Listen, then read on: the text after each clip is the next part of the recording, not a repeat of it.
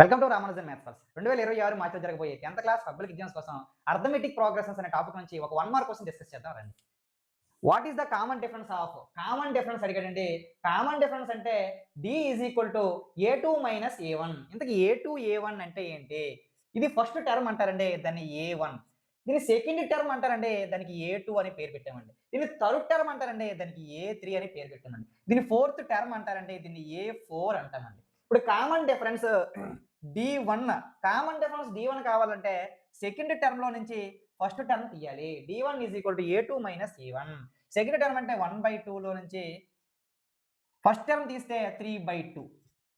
1/2 minus 3/2 అంటే డినోమినేటర్లు సమానంగా ఉన్నప్పుడు న్యూమరేటర్లు ప్లస్ ఉంటే ప్లస్ చేయాలి, మైనస్ ఉంటే మైనస్ చేయాలి. మైనస్ ఉంది కాబట్టి 1 మైనస్ 3 చేస్తే ప్లస్ 1 లో నుంచి మైనస్ 3 తీస్తే -2 అండి. డినోమినేటర్లో 2 ఉంది. 2 1s ఆర్ 2 1s ఆర్ పోతే -1 ఈస్ ద కామన్ డిఫరెన్స్. అది d1. మీరు d2 కూడా చేయాలండి. d2 అంటే టర్మ్ 3 లో నుంచి టర్మ్ 2ని తీయాలి. d2 is equal to a2 minus d2 is equal to a3 minus a2 కాబట్టి a3 అంటే -1/2, ఈ మైనస్కి మైనస్, మళ్ళీ a2 అంటే 1/2 అండి.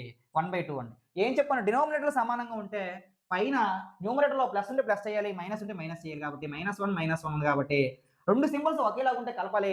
-1 అంటే -2, డినోమినేటర్లో 2 ఉంది. 2 1s ఆర్ 2 1s ఆర్ పోతే is -1 is the common difference గా చెప్పుకోవచ్చు.